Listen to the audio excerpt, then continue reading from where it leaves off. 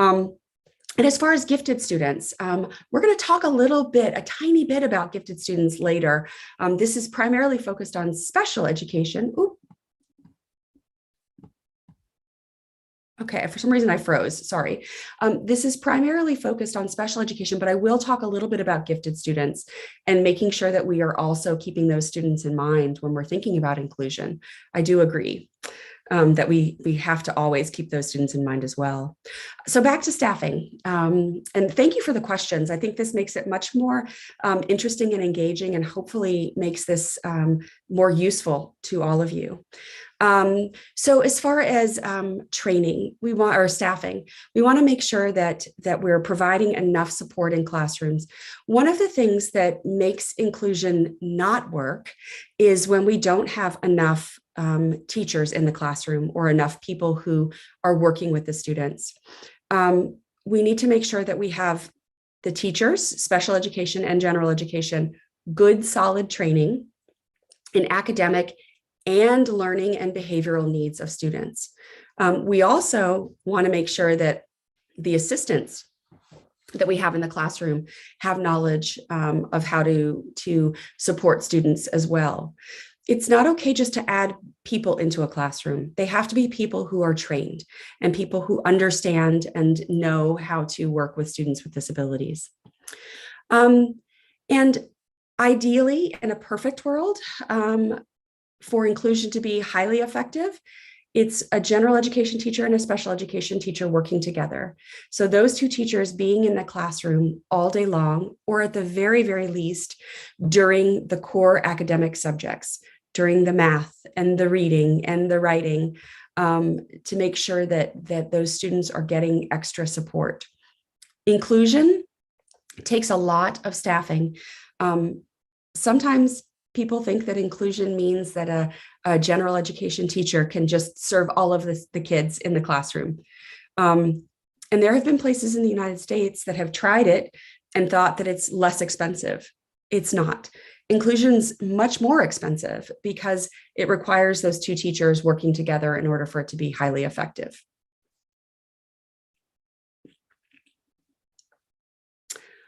So let's see. A couple of questions. So there are a couple of questions about particular students and how to sort of think about how inclusion can affect others in the classroom. I'm going to save these two questions and I'll come back to them because I do think that inclusion can definitely affect the learning of other students if it is not done correctly. So we want to make sure that we have adequate staffing within a classroom so that the needs of all students can be met. Because if there's just one teacher in a classroom and a wide range of students, it's near to impossible for that teacher to meet the needs of every single student.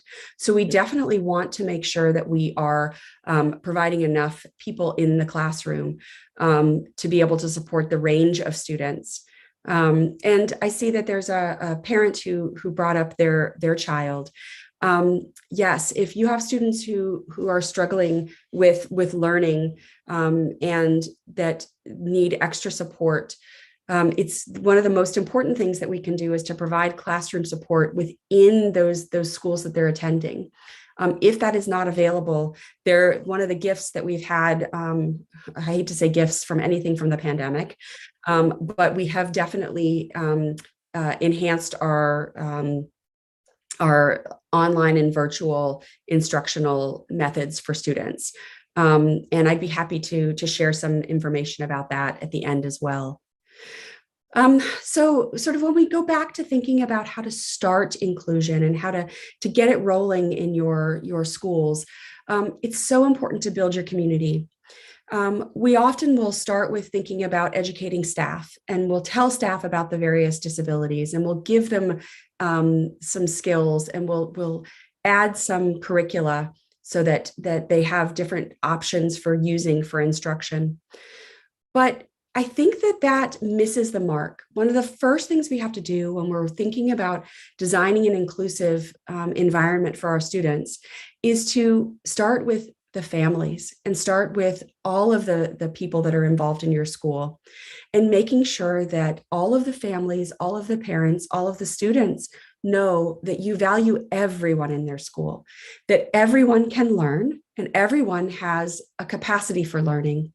So it's very, very important to think about the fact that we want to model caring for students. We want to share that we value all of that.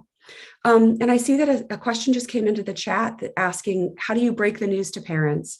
Once you have started, I think one of the best parts of having a community in which all students are valued is that you've already set that up for your parents. They know that you care about all of your students. They know that all students can learn, and that you believe that all students can learn. And you have this sense of care of the community. But when you share the information with parents, parents go through a grieving process. They really do. It is not easy to find out that your child has a disability. It's not easy to find out that your child is a struggling learner. So we have to share the information, but we also have to share hope. We have to share a belief that we know that this child is going to be able to learn, that this child is going to be able to progress, that this child is going to be able to have a fulfilled life in the future. Not everyone's fulfilled life looks the same. So we really want to make sure that parents are given those supports to help them understand the disability, as well as to recognize that their child does have potential for growth and potential for learning. So that's this whole idea of setting up an environment where your school feels as if it's a place that is a caring and valuing environment for all students. So when we think about co-teaching, this idea of staffing and supporting teachers within buildings, there are a couple of different ways that this is done. And there's not one best way, unfortunately. I wish we could say that it is just one way to do it and that everybody should do it the same way. It doesn't work that way. It depends upon your school. It depends upon what your staffing options are. But one option is to have one general education teacher and then a supporting special education teacher who's there to work with all of the students who are struggling in the school. And then there's the idea of having two teachers that work full-time, and within that classroom, they always split. So it might be that one teacher starts the instruction and then they take small groups and they work with small groups of students. Another option is a class within a class. So you might have a regular class and then have a group of students that are in special education that have a small group within the classroom. So there might be reading instruction, and then they go into a separate little spot in the classroom and do their own little reading instruction. And then one thing that is very popular in elementary schools is to have small group rotations. So you'll have different groups around the classroom, so that you'll take a large group of students and then they break up into small groups and they rotate within the classroom. So there are lots of different options that you can do. And usually what happens is that these large classrooms tend to need to be broken up into smaller groups at different times within the classroom. Oh, there's a question here about in the United States, is it allowed for parents to attend their children's classes? No, parents don't generally come to school with their children. It's very, very uncommon. And there have been times when, of course, parents will come and visit, but no, they don't go to school with their children. But during the pandemic, of course, parents became a vital role in their children's education, because they had to help their students when they were working on, their virtual learning. Very, very difficult. So one other support that we use often in the United States is classroom assistants. So you'll hear them called paraprofessionals, paraeducators, educational assistants, and these are not teachers. These are supports that are allowing our students who have disabilities to have more access to the general education classroom. So they might be another adult that is with that student to help them with things such as academic support. So maybe to help them with do one-on-one instruction next to them if during a regular lesson. It might be a teacher who's helping a student with behavioral support. So it might be helping them with some sort of a behavioral intervention. It might be someone to help them to calm a student down if you have a student who's much more upset. These also might be people who help with daily living skills, because we have students in our regular education classrooms who struggle with things such as toileting or feeding. So though these might be paraeducators, paraprofessionals, assistants that are even supporting those types of things. Most of our classroom assistants do not have college degrees. They have high school diplomas, and they get their training from the special education teachers within each of these classrooms. So we know that we have to provide instruction and training in order for these individuals to be very successful in supporting our students with disabilities. I wanted to stop for very briefly to see if there are other questions about just general setting up the environment for inclusion. I know I've tried to hit a couple of questions already, but I just wanted to just take a breather in case. Let's see. Yes, here's a question. What if the parent doesn't like the assistant teacher with their child? That's a hard one. I think that could be many different directions. It could just be that it's not the right assistant with that child, or it might be that a parent doesn't want an assistant at all. This is a very hard thing. This is where, having a relationship with the families is so important. The teachers talking to the parents, talking to the families, explaining that having that assistant in the classroom can increase the learning of their child. Parents can often be more open to it. Another piece is that oftentimes the assistants in the classroom work for the whole classroom, not just for a particular child. There are times when we have what we call a one-on-one assistant, where it's just one child and one assistant working together. But usually those classroom assistants work with all of the students in the classroom. And one of the things that is really beneficial during inclusion is that it makes getting extra help more acceptable to everybody in the classroom, not just those children with severe disabilities. It's helpful for all children, and all students in general. So I think that can be a better way to approach having that assistant. If you say that it's an assistant for the whole classroom rather than just that child, parents often will accept that more so. So that's one option to think about. It says, are parents carried along in the process of inclusion? So generally, parents have to be involved in the whole process. We make sure that parents are aware of everything that's happening in classrooms. In the United States, you have to, as a parent, agree to allow your child to have special education services. So parents are a part of the process all the way through, from the beginning and then throughout the whole school year. And then every year we rewrite that education plan, and the parents are a part of that process too. So we definitely involve parents across the board with everything in what we do. So good question. Let's see.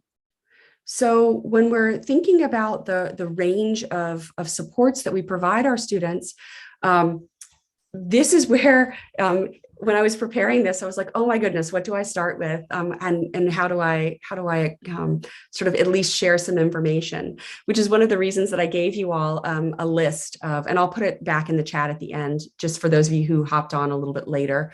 But it's a list of resources for you to use down the road in case you're looking for information. But there are some basic strategies that we can do to make sure that inclusion is more likely to be successful for students.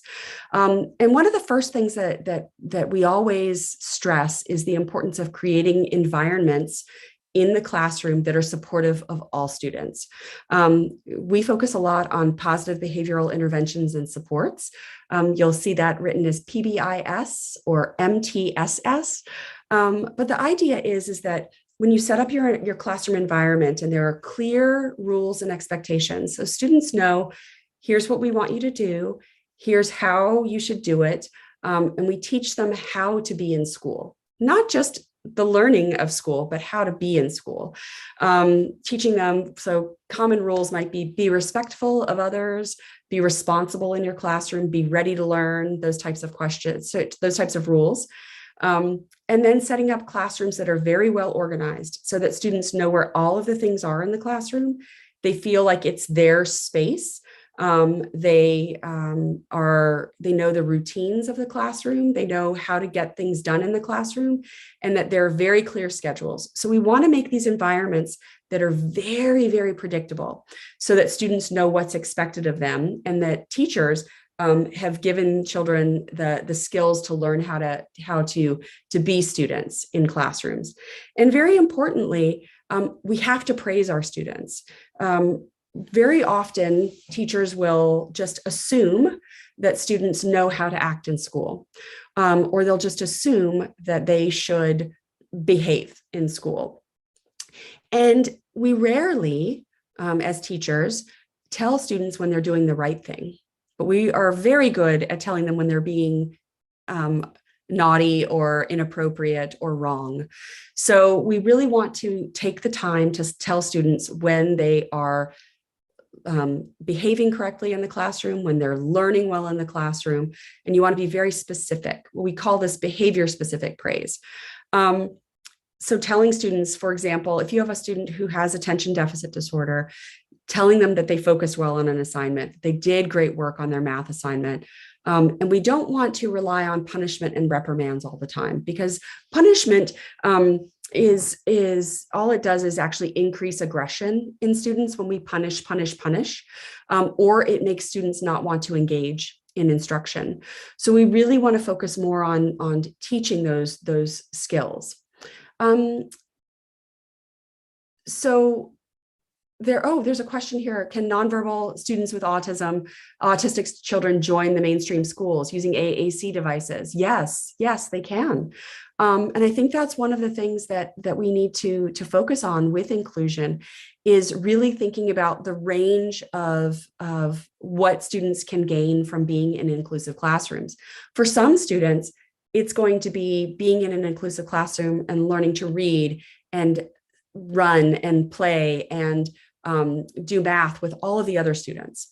Other students, the main goal of inclusion might be social. It might be that a student is learning to be social around other students. So it's really vast. We really need to think about the goals for every single student. But I would say that for every single child, whether or not they are 7 years old or 17 years old, they need to know when they're doing the right thing in school.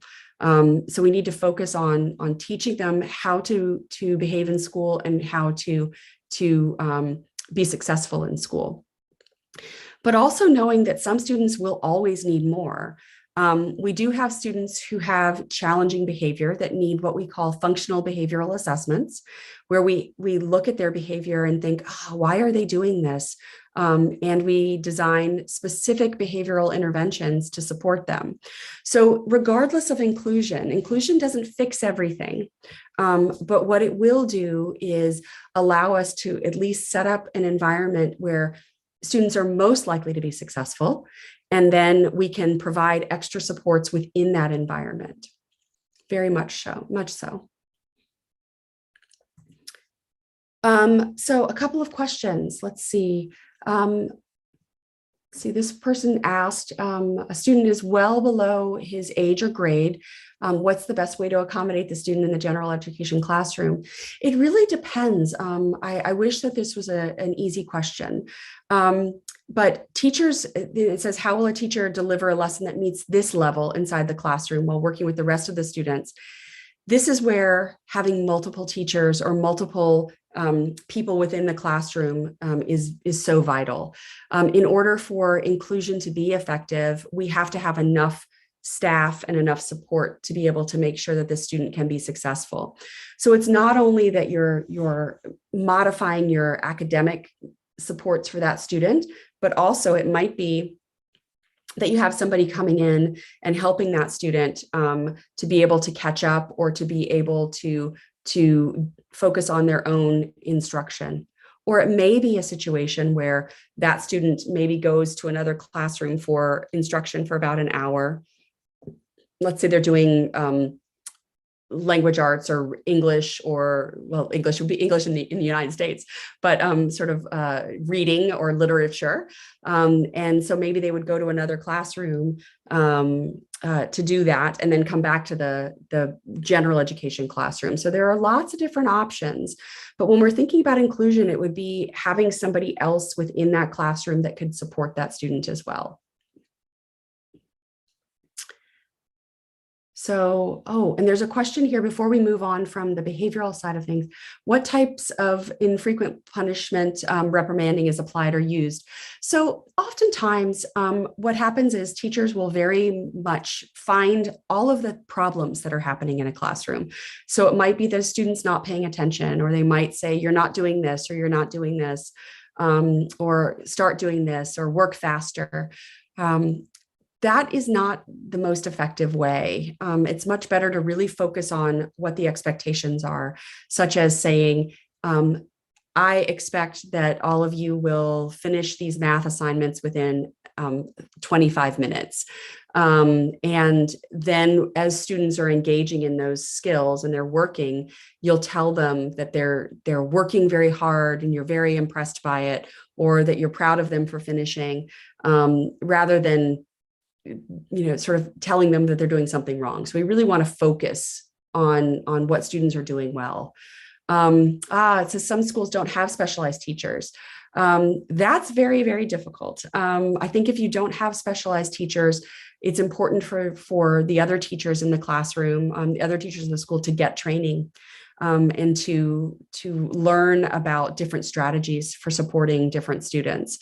And that's one of the reasons I gave you all a list of resources to at least get you some ideas about how to gather some knowledge in these areas. So when we think about academic supports for our students, especially in inclusive settings, we really want to ground them in data to make sure that we're looking at I'll share the resources again at the end so that I can give them all to you. We want to make sure that the data for our students is constantly being collected so that we can see if they are actually progressing or not. It's so important that we evaluate whether or not the instruction that we're providing to our students is effective.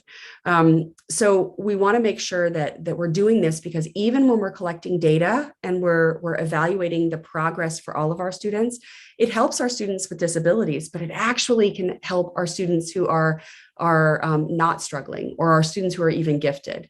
Because the idea behind inclusion is that everyone benefits, not just the students with disabilities benefit. We really want to focus on the wide range of our students. We use something called data-based individualization in the United States. You'll also see it called curriculum-based measurement.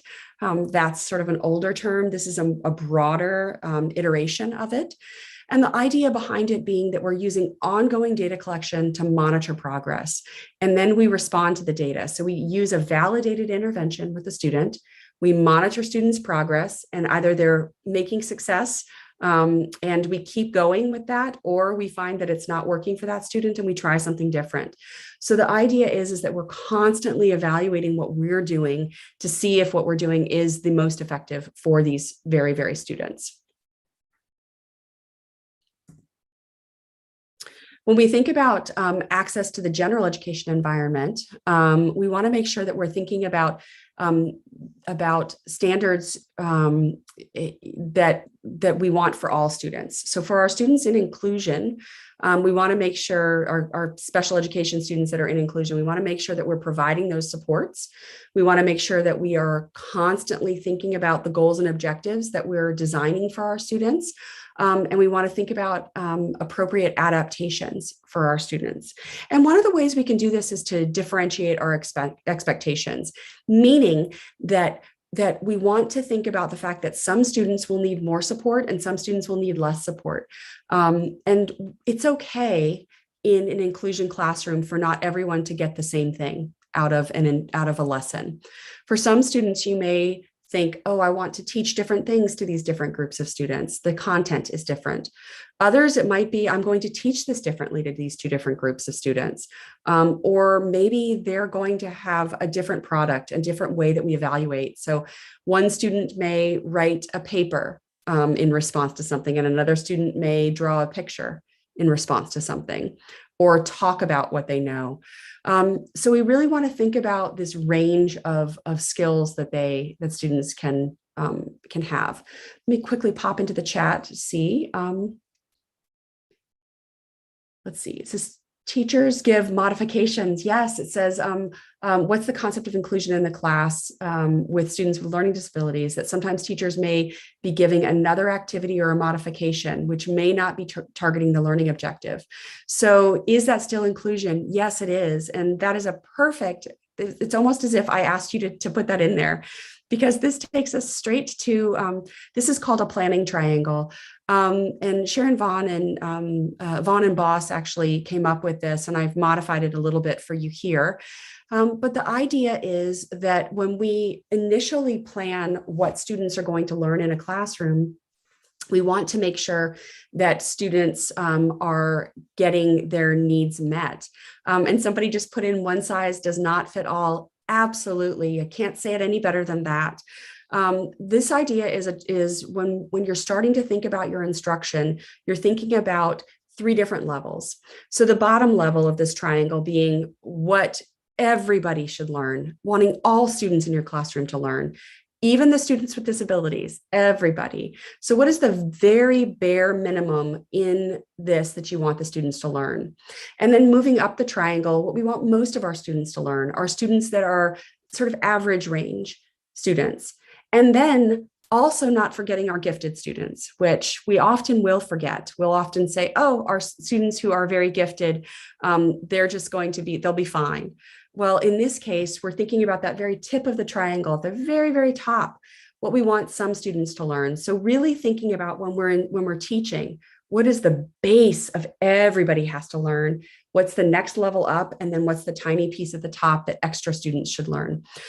Thinking about at all times, how can we modify the materials we're using? How can we think about different strategies that we can use with a wide range of students? And then even thinking about how might we be evaluating students differently? So when we think about this and we think about the range of students in a classroom, we really want to think about trying to encourage all of these students to be successful. And when we're creating this environment that is an accessible environment, which I saw that someone put a question in, how do you build that encouraging atmosphere? When we tell students, this is what we're learning today, and here's what everybody's going to be able to do. And you are really telling students, I'm going to support you, I'm going to help you, I'm going to change what I'm doing, I'm going to add some things here and see that everybody's very, very different in our classroom, but try to meet those needs. That can really start to encourage students. And letting them know that you're not going to let them fail. You're going to help them. You're going to find ways. But when we think about the range of students in a classroom, it's so important to think about what the different goals are for all of the different students in that classroom. Quickly checking questions. So when we're thinking about other supports, I'll get to other questions here in a moment. We want to think about small group or individual instruction within your classroom.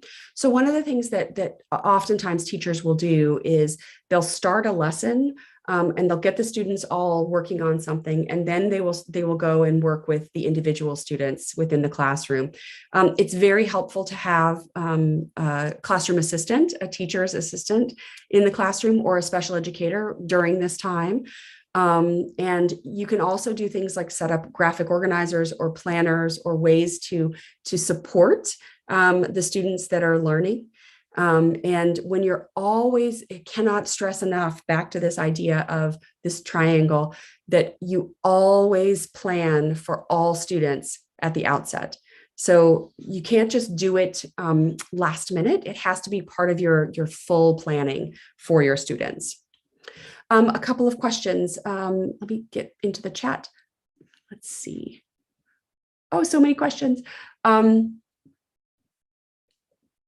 It says that, let's see. Some students imitate other students in the classroom. Yes, it is not uncommon for students to imitate other students. So in this case, it says, I noticed that in the kindergarten, they imitate their friends who might be hyperactive. Not with bad intention, but they just are imitating. So that's where, back at the beginning, when we were talking about sort of expectations in the classroom, what you want to do as a teacher is to teach kids that this is the right thing to do, this is the wrong thing to do, and then provide supports for the student who is maybe a little overactive. And then provide instruction on more appropriate ways to behave. And then also to provide praise and reinforcement for that, especially for that student who is very hyperactive in the classroom, because we want him to know, or her to know, that when they behave appropriately, that they're going to get lots and lots of praise. So very, very important, very important. So somebody said planning and organization. Yes, lots of planning and organization is needed for students to be able to be successful in inclusive classrooms. It takes quite a lot of time. I'm going to quickly jump out for just a moment of my share. I'm going to stop my share for very briefly to put a couple of things into the chat. Okay, I'm going to put these two resources back into the chat in case anybody needs them or didn't get them at the beginning. So one is just a copy of this PowerPoint, and another is a copy of resources. And let me go back to sharing my screen. Thank you for bearing with me, everyone. Very good. Okay, so these are a couple of my very favorite resources for allowing you to gather more information or to learn. The IRIS Center, which is actually funded by the US Department of Education, and it's free, completely free, is full of different online modules and learning modules that run the gamut. So there are a lot on behavior, there are a lot on reading instruction, writing instruction, math. There are even supports for setting up classrooms for individuals who have visual disabilities, for communication difficulties, early childhood. It's a really tremendous resource. It can be used for personal training. It's also can be used with classroom assistants and teaching them about different disabilities and different methods for supporting students. The National Center on Intensive Intervention has supports related to academic and behavioral supports for students. And it also has a very strong focus on that data-based individualization. So using data to expand and support students. The Center on Positive Behavioral Interventions and Supports is very, very useful when you're thinking about setting up those classrooms that are very supportive of a wide range of students and are very highly predictable. The Cedar Center has a whole section on what we call high leverage practices. And there are videos and resources to help you learn to use a wide range of what we call highly effective interventions and practices for students. And then the resource that I gave you is actually, it's a 2-page resource full of other options and other supports that you can utilize. This is my information, and then I'm going to stop the share and then just focus on some questions now. Oh, let me.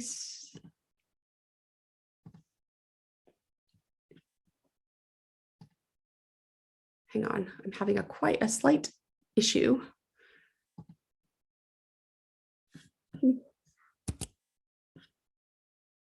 Okay, hopefully that's okay. For some reason, it seems like it's still allowing sharing. Anyway, okay, so I do see a hand raised. Anam Mudasar, it says that there's a hand raised. Oh, contact details up again, yes. Oh, and also my contact, hang on one moment. My contact details, I'll put them up again, but also they're in the PowerPoint that I shared in the chat. So yes, Anam, please.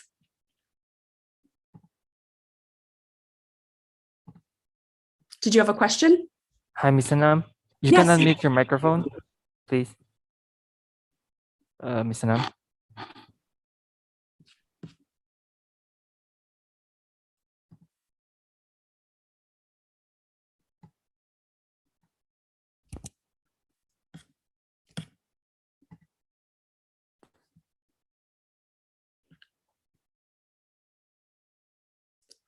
Anam, did you have a question?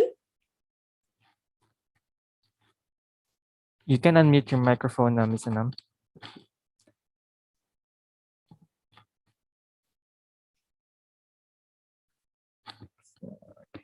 Oh, let's see if there are other questions while we're waiting. Let's see, what is the difference between inclusion in school and higher education? So we actually have different programs here in the United States for inclusion in higher education as well. It's very, very different. There are not as many supports. We have ways that we can provide extra support to students, but it's quite different. We also have specialized programs for individuals who have severe disabilities also in the United States. So it might be a specialized program. So it can be somewhat different. Let's see.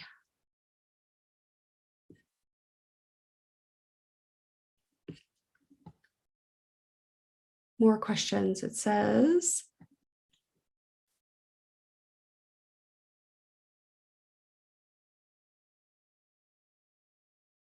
I'm awful with Shahida. I see that you have a hand raised. Hello, can you hear? Yes, How I can. are you? I'm very well. I'm very well. Okay, I have this question because now sometimes in the class there is a teacher and learning support assistant, and sometimes kids does not give that much preference to the learning assistant. So what is the solution in that case? Yes. So sometimes we run into situations where students don't respond to certain adults in the classroom, and it's very important that that the teacher, the lead teacher in the classroom, tell all of the students that other assistant in the classroom is also an adult and needs to be listened to. And sometimes it can also be that the child that the learning assistant is working with hasn't had that opportunity to really get to know the learning assistant. So it often is, it has to be this work with the teacher and the learning assistant and the students as a whole, that they all see each other as a team, as opposed to the lead teacher and the assistant. So it really has to be from the teacher down, that the teacher needs to express that. I don't know if that answered the question very well, but it really has to come from the teacher, that the students need to be respectful and to pay attention to and to respond to the learning assistant. The other thing that I would say also is to make sure that the learning assistant has gotten some training to help them to be able to be successful with these students. So the more knowledge that the learning assistant has, often that will help as well. So it's basically like the teacher has to remind the students the power of the learning assistant, right? Very much so. Yes. Yes. And then oftentimes, if the learning assistant can be a part of the, I was talking about praise. Oftentimes the learning assistant will be the one who may still tell kids they've done some things that are wrong. But if the learning assistant can also be part of that sort of side of telling students when they're doing the right thing, that's important too. But the teacher really has to tell the students that they need to be listening to this learning assistant as well. Oh, thank you so much. I got it. Yes, please. And any other questions? Let's see. Walaa Etawi, I'm sorry, I'm so bad with names. Please.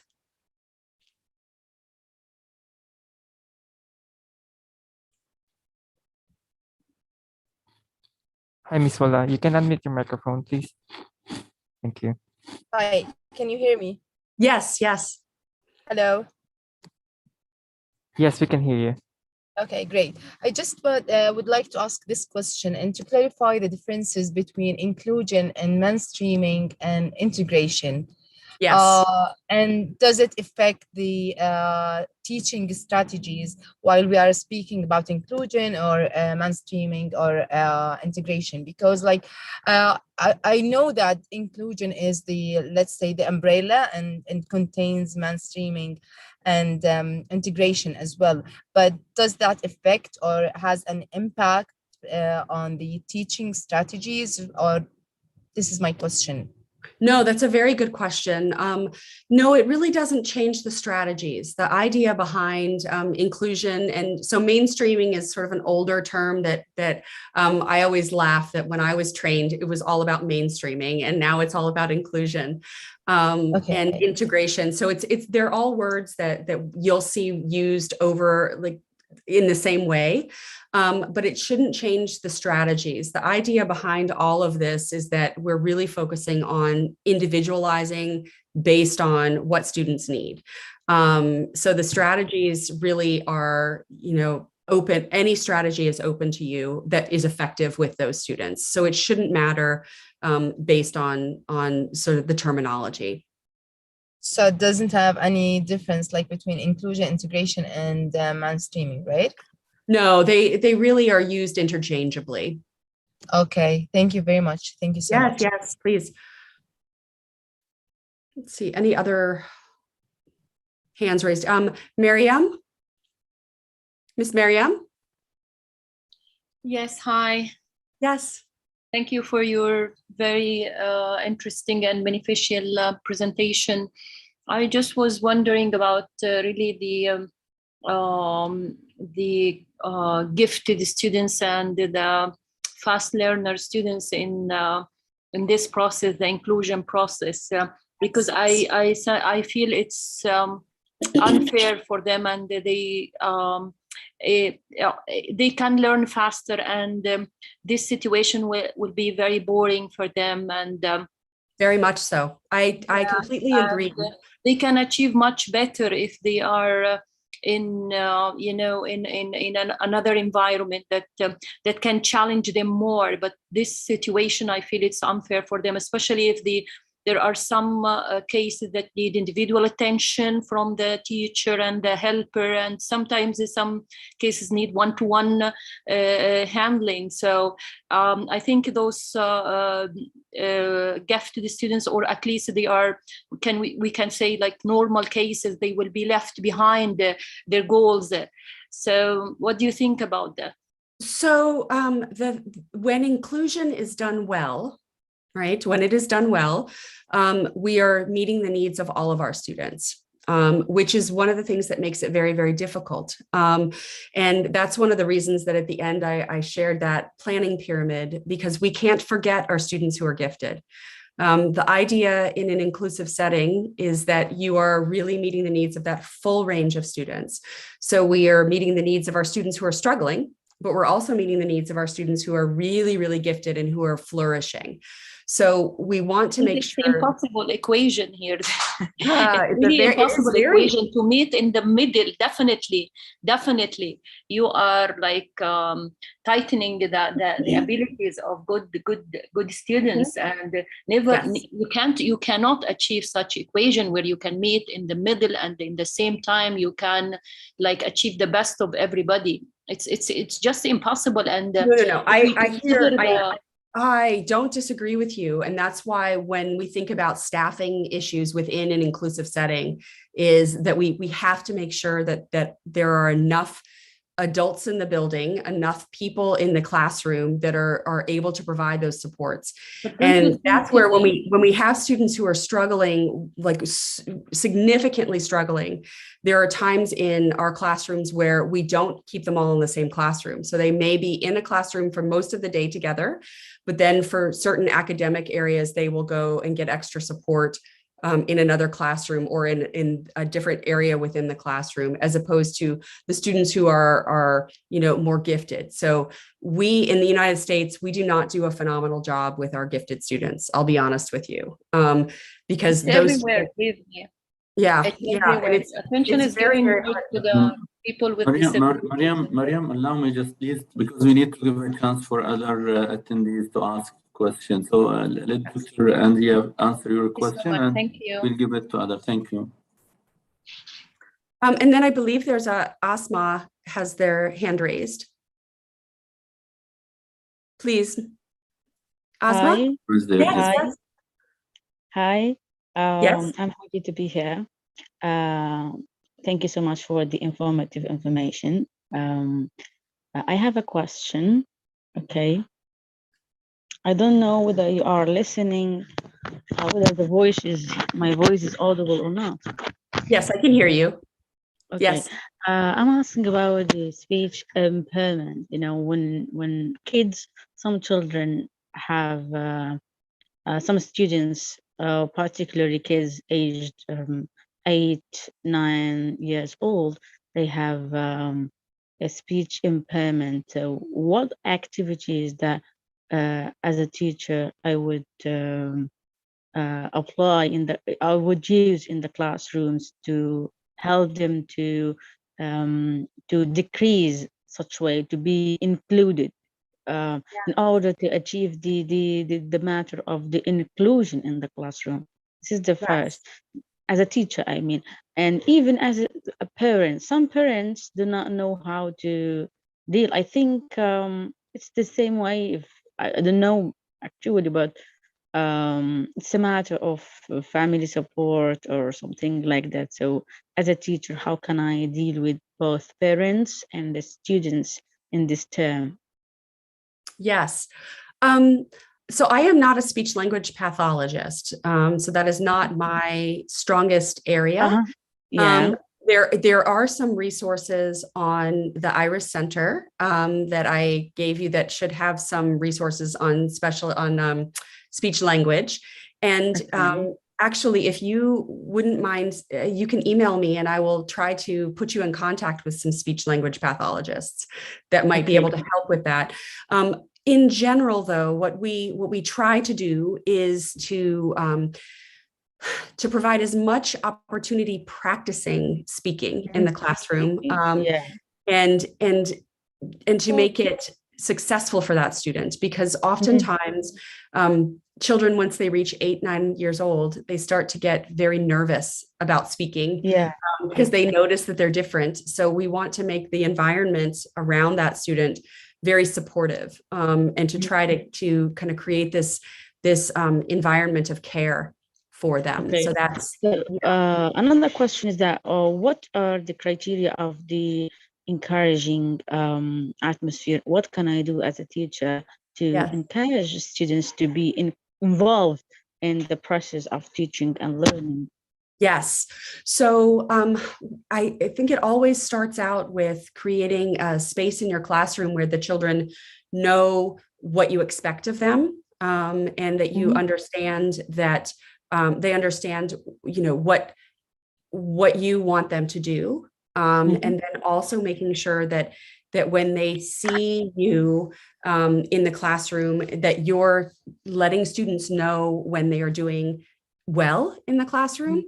So providing a lot of praise, and also praising other students for being kind to each other. So I think that is one of those things that if you can set up your classroom so that it's a space where it's okay to make mistakes, it's okay to not be perfect, and that you're always there willing to help them, and you're telling them when they are doing the right thing. I think that's very, very important.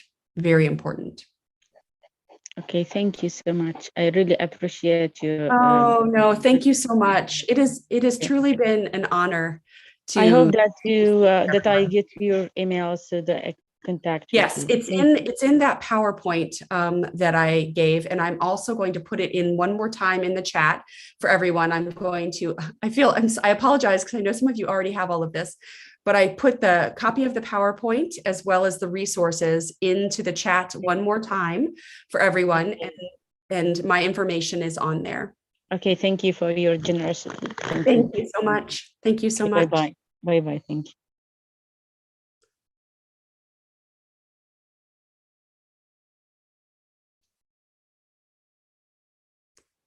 Let's see. Are we finishing at 8 now, or can I take one more question?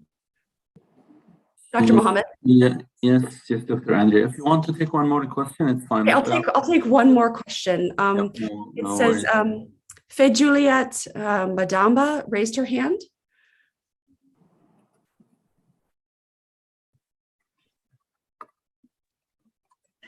Yes, ma'am. Hi, good evening. Yes, please. Yeah, I'm an inclusion assistant also of a student that has autism. And I have heard from our session in regards about parents who's afraid of admitting that their, child has disability of like this. And I'm one of the assistant inclusion that is having or is struggling of having a parent like this, that every time they have to ask the development of a child from me, and each day I have to tell, and if possible they want it to be like, why is it that like this and like that, why can't be not normal or not be the same as the child, the thing that has been teaching inside of the classroom. And every time I have to tell it has to be like this, it's because my student has, it's very slow to pick up things. And why is it that it's me who's going to tell all of these things when in fact they know exactly what their child has or having? Yes, and I think it's so very, very hard. I think parents often are, it takes a lot for a parent to admit and understand that their child has a disability. And parents often will keep asking and asking and asking because it is so hard for them to accept it. And there's not an easy way, and it's not an easy answer. And it's all that I could say is just to continue to be kind and compassionate, as it sounds like you are, and to try to explain it to the parent and educate them on the disability and on what you can do and what you can't do. But it sounds to me like you're a very caring person who wants very much for this family to be at peace with this, but it's often very, very difficult. So Thank you, Mom. Thank you so Yeah. much. oh, thank you for what you do. And I just want to thank everyone for your kindness and your interest in this topic. And it has truly been a gift to be able to speak with you all today.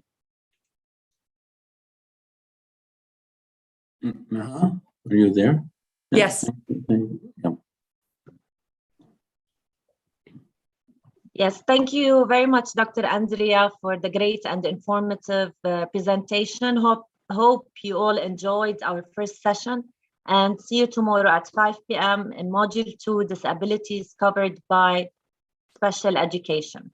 Have a great evening. Thank you very much. Thank you all. Thank you. Thank you, Dr. Andrea. Thanks a lot. It was a pleasure having you, and have a great day ahead. Oh, and thank you both. Thank you all, actually. And then, and I also sent you the copies of the materials in case you end up needing to post them somewhere. Yeah, we But- post them in the portal, so the attendants will be having an access to it also on the portal. Okay. Well, thank you so much, and good luck with all of your trainings. Thank you, dear. Thanks a lot, and have a great day. Okay. Bye-bye.